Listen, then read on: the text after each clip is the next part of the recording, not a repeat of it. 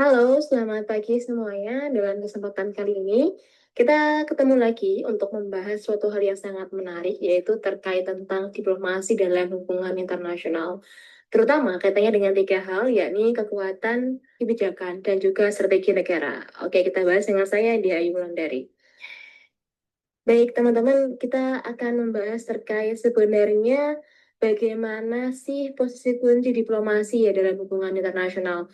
Mungkin teman-teman ngeh bahwa kita seringkali membahas diplomasi, tapi kita nggak membahas detail terkait apa itu diplomasi, kemudian kedudukannya apa di HI, kemudian fungsi utamanya apa, kemudian bagaimana sih negara menggunakan area ini untuk mencapai kepentingan nasional. Kita bahas ya. Oke, jadi diplomasi ini memiliki posisi yang sangat penting ya dalam hubungan internasional. Ini saya sebutkan ada empat, tapi mungkin masih banyak lagi ya.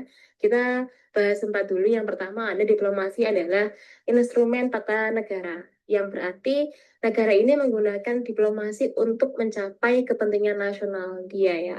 Kemudian untuk masuk ke dalam panggung global, negara-negara juga menggunakan diplomasi supaya dia bisa tetap pada panggung global dunia. Kemudian yang kedua, diplomasi ini merupakan jembatan antara kepentingan domestik dan juga politik global.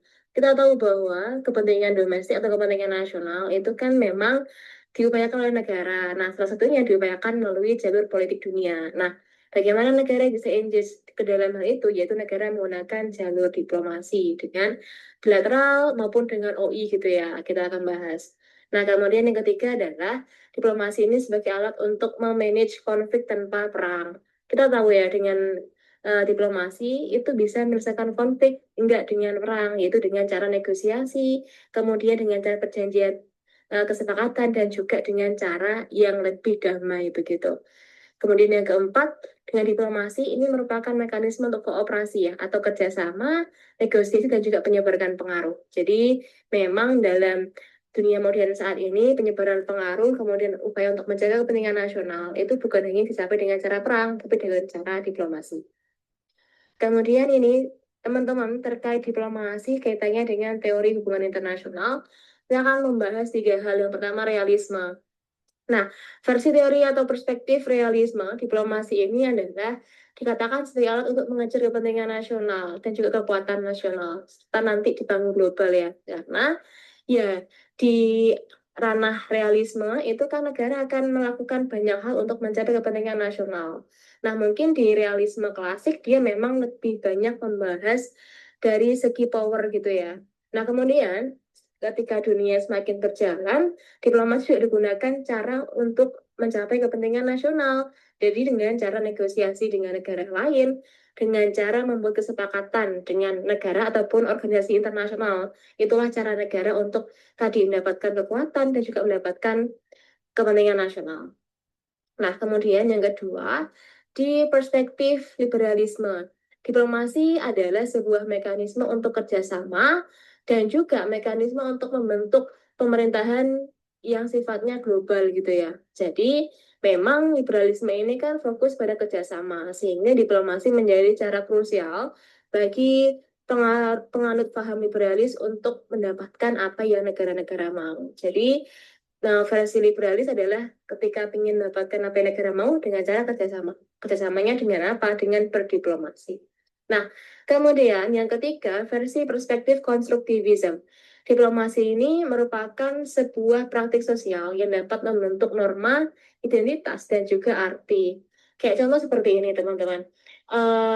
Mungkin kita tahu bahwa sekarang ini kan ketika misal kita melihat ya dalam praktik empiris adanya konflik antara dua negara, sebenarnya itu kan sudah ada hukum internasionalnya yaitu Geneva Convention. Nah, ini kan terbentuk dengan cara diplomasi ya. Beberapa negara berkumpul ya akhirnya membentuk hukum perang internasional. Nah, ini merupakan bukti nyata bahwa versi perspektif konstruktivisme dengan berdiplomasi negara-negara itu bisa membentuk suatu norma internasional yang akan disepakati bersama oleh negara-negara bangsa. Seperti itu. Nah, kemudian pertanyaan selanjutnya akan menjadi seperti ini. Oh, jika begitu, kenapa diplomasi ini penting dalam hubungan internasional? Kita bahas. Jadi, kenapa diplomasi penting? Yang pertama, banyak ya hal yang membuat diplomasi ini penting. Tapi kita membahas 5 hal aja. Nah, yang pertama, diplomasi penting karena dia bisa mencegah eskalasi konflik atau meningkatnya suatu konflik. Jadi, alih-alih menyelesaikan masalah dengan konflik lagi, maka diselesaikan dengan cara perdamaian aja. Kemudian yang kedua, dengan diplomasi, negara-negara atau aktor negara itu bisa untuk membentuk aliansi dan juga kerjasama. Sehingga kepentingan yang ingin dicapai dapat terbentuk ya, dan dapat ya dipegang lah oleh pihak-pihak yang berkepentingan. Kemudian yang ketiga, diplomasi bisa membentuk norma internasional seperti yang saya sampaikan tadi, ada yang namanya Geneva Convention misalnya, atau Paris Convention. Sejak ini terbentuk karena diplomasi antara negara-negara sehingga membentuklah norma internasional yang disepakati bersama oleh negara-negara dunia. Kemudian yang keempat, maintain international order. Berarti diplomasi itu bisa mempertahankan tatanan internasional. Ya, karena semua negara itu kan hakikatnya pengen survive dan pengen develop ya. Sehingga bagaimana caranya supaya negaranya bisa menjalin hubungan dengan negara lain dan juga negaranya bisa engage ke dalam OI, begitu otomatis dengan cara mempertahankan tataran internasional. Mungkin di level nasional, kemudian nanti ketika di panggung dunia, negara-negara bisa mewujudkan dan juga menunjukkan bahwa negara itu memang cocok untuk menjadi partner negara-negara lain dalam mencapai kerjasama global. Nah, kemungkinan yang kelima, fungsi diplomasi dalam hubungan internasional adalah ini terkait manajemen krisis, teman-teman. Jadi, ketika ada krisis atau ketika ada konflik, ada jalur damai yang bisa diupayakan, yaitu dengan cara diplomasi. Nanti akan ada proses negosiasi yang akan menghasilkan pihak ketiga misalnya, atau mediasi. Sehingga untuk krisis manajemen, ketika ada diplomasi, ini bisa memperkecil chance untuk konflik skala besar. Begitu. Jadi itulah kenapa diplomasi sangat penting ya dalam hubungan internasional. Oleh karena itu negara harus punya strategi bagaimana negaranya bisa ikut terlibat dengan baik dan juga dengan efektif di diplomasi internasional sehingga negaranya bisa untuk mencapai kepentingan nasional dan juga bisa ikut serta dalam kepentingan dunia. Nah, kemudian ini terkait bagaimana sih kaitan antara diplomasi dengan kebijakan luar negeri. Jadi teman-teman, ini hal krusial ya, bahwa diplomasi dan kebijakan luar negeri itu merupakan dua hal yang tidak bisa dipisahkan. Karena bagaimana negara bisa menjalankan diplomasi, itu negara harus punya terkait aturan tentang foreign policy atau kebijakan luar negeri yang negara anut. Sehingga kebijakan luar negeri inilah yang akhirnya menuntun arah diplomasi suatu negara. Nah, jadi hal ini nggak bisa dipisahkan nih antara diplomasi sama kebijakan luar negeri. Karena apa? Diplomasi ini dia akan mentranslatekan kepentingan nasional suatu negara ke dalam negosiasi. Sehingga negaranya bisa menggunakan cara diplomasi untuk mencapai kepentingan nasional. Nah, yang kedua, ini terkait diplomasi ini, diplomat itu bisa mengeksekusi ya, bagaimana tujuan-tujuan strategis negara. Jadi memang ketika negara sudah punya foreign policy yang kuat dan juga yang efisien, negara bisa menggunakan diplomasi sebagai arah untuk tadi mencapai kepentingan nasional dengan cara yang sudah ada di foreign policy masing-masing negara. Nah, yang mengeksekusi siapa? Yaitu diplomat negara tersebut ya. Nah, kemudian nanti diplomasi juga bisa untuk menyesuaikan taktik ya ketika kebijakan itu menemukan resistansi. Jadi memang diplomasi sangat krusial, maka dari itu diplomasi penting dan bagaimana diplomasi bisa berjalan, aturannya ada di mana? Ada di foreign policy masing-masing negara. Nah, sehingga negara itu harus punya kebijakan luar negeri yang jelas dan terarah. Karena diplomasi yang sukses itu membutuhkan kebijakan yang jelas. Sehingga ketika negara akan berdiplomasi, tadi ya harus punya apa? Harus punya kebijakan luar negeri yang jelas dan terarah. Begitu. Nah, selanjutnya kita akan bahas terkait bagaimana sih cara berdiplomasi negara-negara yang kekuatannya besar, menengah, dan kecil. Karena ini kan menarik ya, negara kan diverse, maka kita akan bahas. Nah, ini teman-teman, yang pertama adalah great power diplomasi. Ini diplomasi yang mencakup negara-negara dengan kekuatan besar. Seperti Amerika Serikat, kemudian China, dan juga Rusia. Bagaimana sih negara kekuatan besar berdiplomasi? dia punya 4 karakteristik ya teman-teman. Yang pertama adalah biasanya negara besar ini dia punya pengaruh yang mendunia. Sehingga dia menggunakan diplomasi yang sesuai dengan karakteristik yang dia punya. Kemudian yang kedua, negara dengan kekuatan besar, dia punya kemampuan ekonomi dan juga militer yang canggih, sehingga dia bisa menggunakan modal itu untuk arah diplomasi ke depan. Nah, yang ketiga, biasanya negara besar itu menggunakan diplomasi untuk agenda setting kekuatan. Jadi ya nanti akan ada yang namanya perebutan hegemoni ya antara negara-negara besar. Nah, kemudian yang keempat, karakteristik negara dengan kekuatan besar adalah dia ingin mengembangkan terkait penguasaan politik atau pengaruh politik dia di negara lain. Itu karakteristiknya. Sehingga negara-negara seperti Amerika, kemudian China, dan juga Rusia, dia akan balance of power.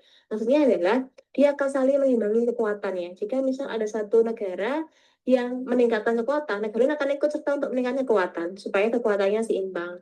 Nah, kemudian biasanya negara-negara besar, dia akan membentuk aliansi. Ini cara mereka untuk berdiplomasi ya, yaitu kenapa beraliansi? Supaya negara-negara besar itu bisa semakin meningkatkan kekuatan negara mereka.